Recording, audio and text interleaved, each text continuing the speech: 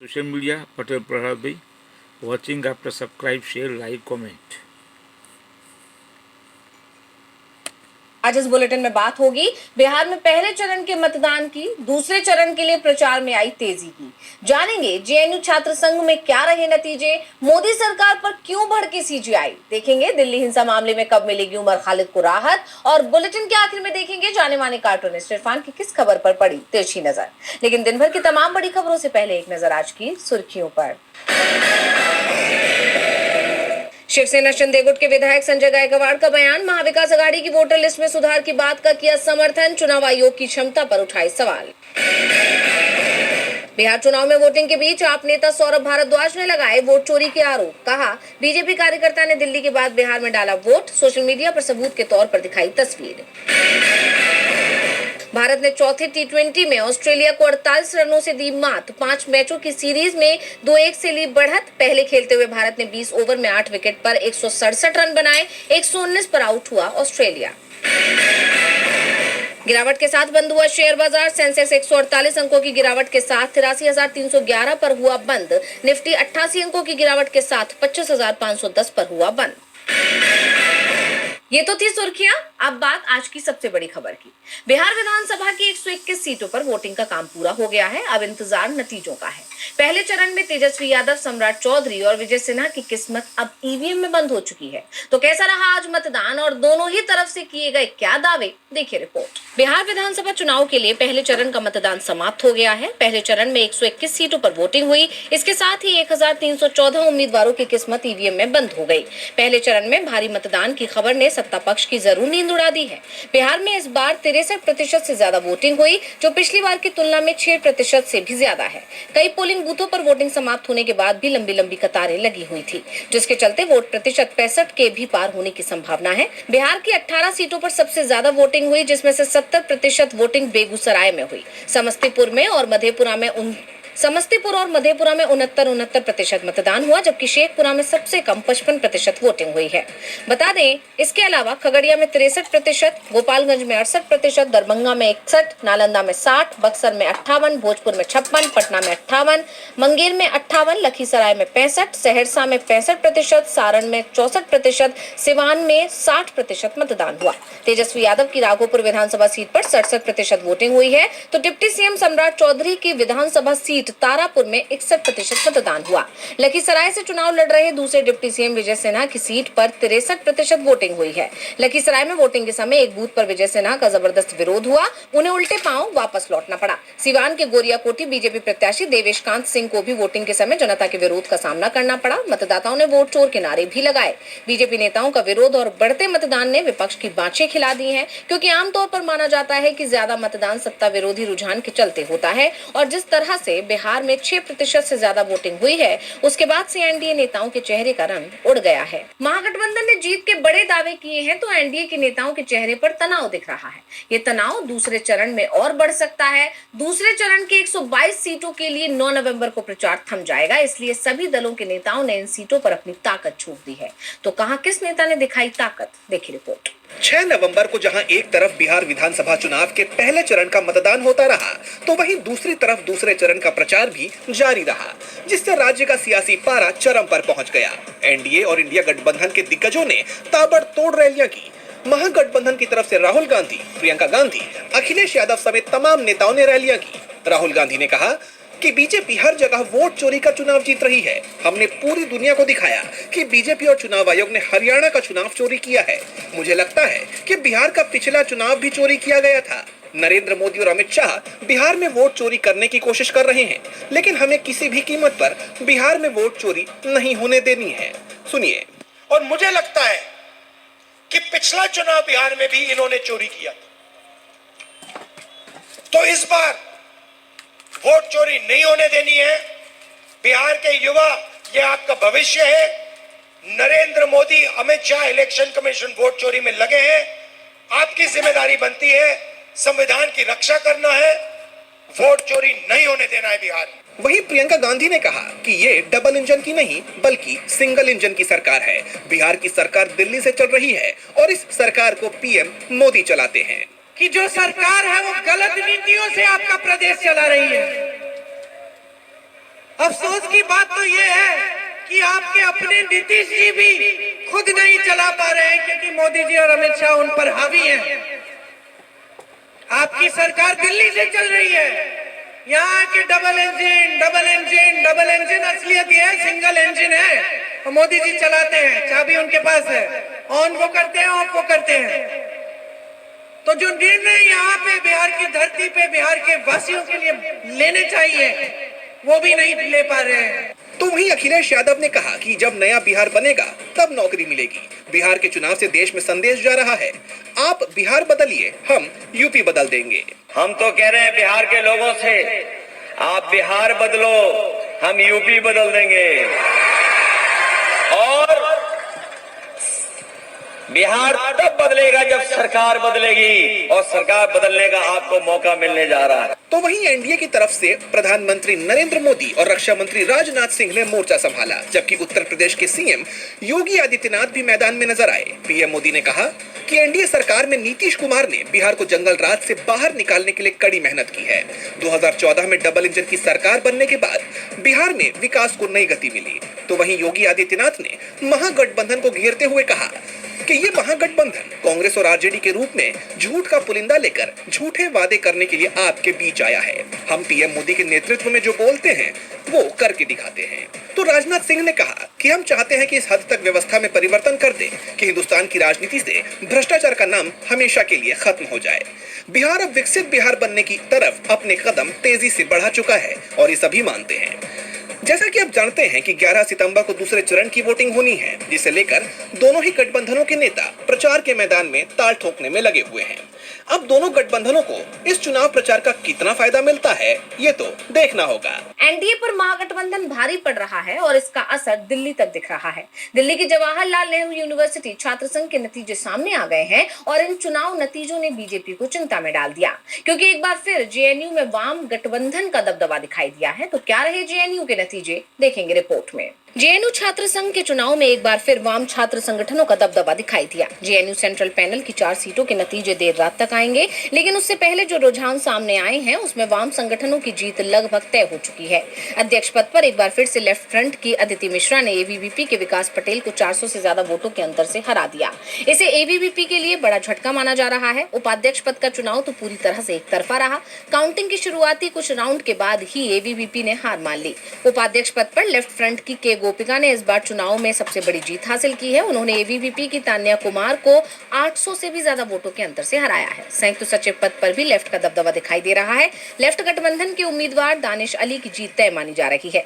ABVP के अनुज दामारा ने उन्हें कड़ी टक्कर जरूर दी। काउंटिंग के दौरान कभी लेफ्ट तो कभी एबीवीपी आगे पीछे होती रही, लेकिन आखिरी राउंड आते आते दानिश ने बढ़त बना ली थी। महासचिव पद पर जरूर बेहद करीबी मुकाबला दिखाई दिया। लेफ्ट गठबंधन के सुनील यादव और एबीवीपी के राजेश्वर कांत दुबे के बीच बेहद कड़ा मुकाबला दिखाई दिया, लेकिन वाम गठबंधन का दावा है कि आखिर में बाजी उनके ही पक्ष में आएगी। बता दें, जेएनयू छात्र संगठन के चुनाव में इस बार 9300 वोटर थे, जिसमें से 67% लोगों ने वोट डाला था, जो कि पिछले साल की तुलना में 3% कम था। जेएनयू में जिस तरह से बीजेपी के छात्र संगठन एबीवीपी का सफाया हुआ है, उसका असर बिहार चुनाव पर पड़ सकता है। एक बार फिर बीजेपी से जुड़े छात्र संगठन को करारी हार मिली, जो बड़े संकेत दे रही है कि क्या युवा अब सरकार के खिलाफ खड़े हो रहे हैं। वैसे नाराजगी सिर्फ युवाओं में नहीं दिख रही, बल्कि सुप्रीम कोर्ट के मुख्य न्यायाधीश भी सरकार से नाराज दिखाई दे रहे हैं। उन्होंने तो केंद्र सरकार पर बेहद कड़ी टिप्पणी कर दी है। तो क्या कुछ कहा है सीजीआई ने, देखिए रिपोर्ट। ट्रिब्यूनल रिफॉर्म्स एक्ट मामले में सुनवाई टालने की बार बार की जा रही मांग पर सुप्रीम कोर्ट ने केंद्र सरकार को कड़ी फटकार लगाई है। इस मामले पर अब सीजीआई गवाही का एक बार फिर गुस्सा फूट पड़ा है। सीजीआई ने सरकार की तरफ से बार बार सुनवाई टालने की मांग पर गहरी आपत्ति जताई और सीधे ही पूछ लिया कि क्या वो उनकी रिटायरमेंट का इंतजार कर रहे हैं। जैसा कि आप जानते हैं कि अभी कुछ दिन पहले ही सीजीआई गवाही ने इसी मामले पर केंद्र के प्रति गुस्सा जाहिर करते हुए यही सवाल पूछा था। दरअसल ये मामला ट्रिब्यूनल रिफॉर्म्स एक्ट 2021 से जुड़ा हुआ है, जिसे विभिन्न याचिकाकर्ताओं ने सुप्रीम कोर्ट में चुनौती दी है। उनका कहना है कि यह कानून ट्रिब्यूनल में न्यायाधीशों की नियुक्ति और कार्यकाल पर सरकारी कंट्रोल को बढ़ाता है, जिससे न्यायपालिका की आजादी प्रभावित होती है। सुप्रीम कोर्ट में इस पर अंतिम सुनवाई चल रही है। इस मामले पर अटॉर्नी जनरल की तरफ से पेश हुए एएसजी ऐश्वर्या भाटी ने फिर स्थगन मांगा।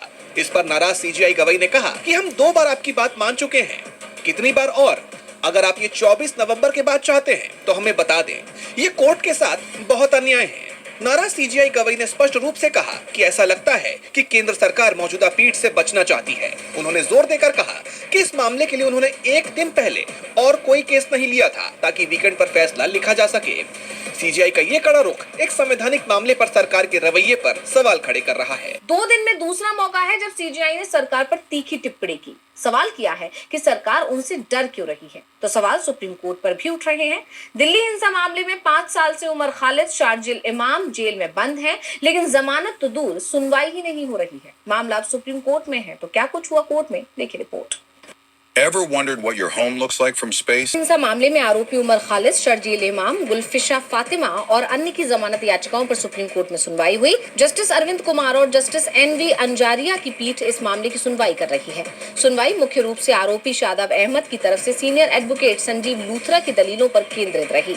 उन्होंने कहा, विरोध प्रदर्शनों का आयोजन या उनमें भाग लेना किसी भी तरह से आपराधिक गतिविधि नहीं है। पुलिस का मामला शादाब के विभिन्न विरोध स्थलों पर उपस्थिति पर केंद्रित है, लेकिन विरोध प्रदर्शनों का आयोजन करना आपराधिकता नहीं है। उन्होंने सवाल उठाया कि चांदबाग में मुख्य सड़क को अवरुद्ध करना या भारत बंद के लिए महिलाओं का समर्थन करने जैसी कार्रवाइयों में क्या आपराधिकता है, खासकर जब ये कृत्य अन्य आरोपी व्यक्तियों द्वारा किए गए थे। जैसा कि आप जानते हैं कि शादाब मई 2020 से हिरासत में है। इस लंबी अवधि और मुकदमे की सुनवाई में हो रहे विलंब को भी जमानत देने का एक आधार बताया गया।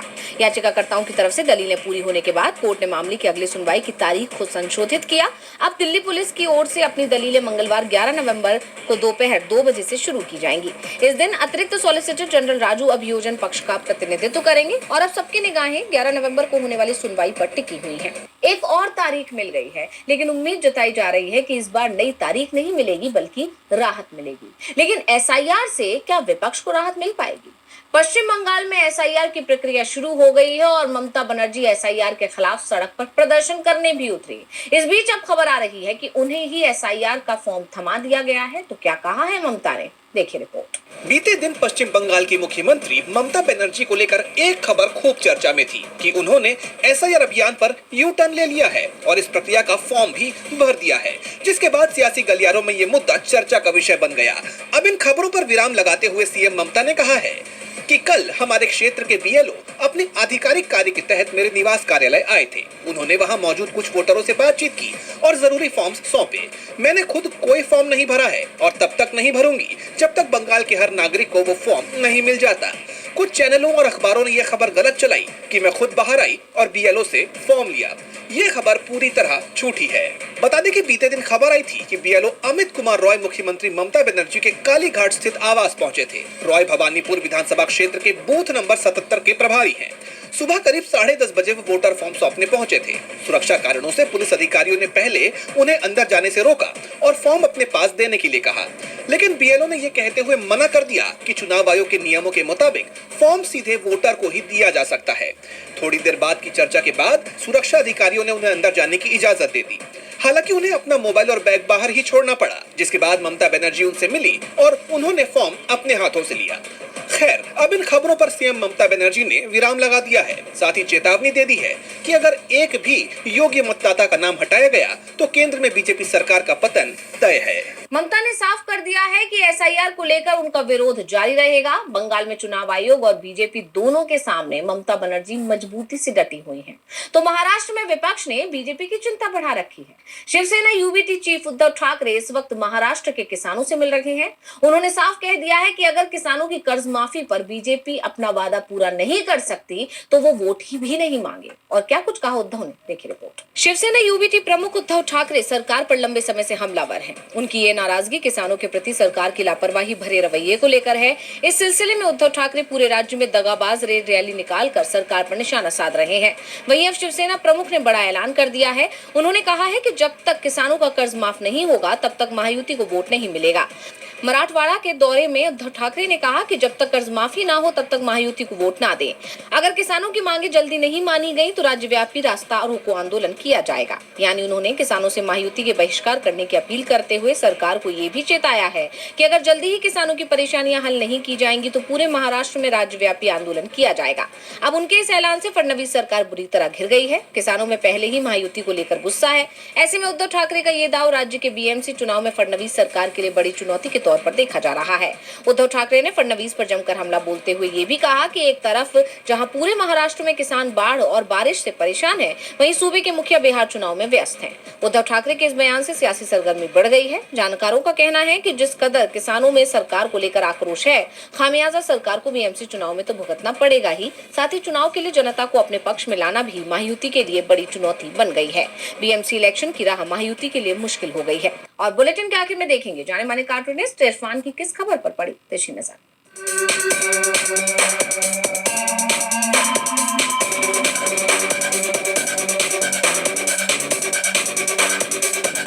बिहार विधानसभा चुनाव के पहले फेज में अच्छी खासी वोटिंग हुई है। लोगों ने सड़कों पर निकलकर खूब वोट डाले हैं। कहा यह जाता है कि जब कभी सड़कों पर निकलकर मतदाता अपना वोट डालने की कसम खाते हैं तो इसका मतलब यह है कि वो मौजूदा सरकार को बदलना चाहते हैं। लेकिन ये सब तो चुनाव आयोग ही तय करेगा कि किसकी सरकार आएगी। और फिर पहले 10,000 रुपए की पेशगी भी तो वोटों के सौदागरों ने कर दी है।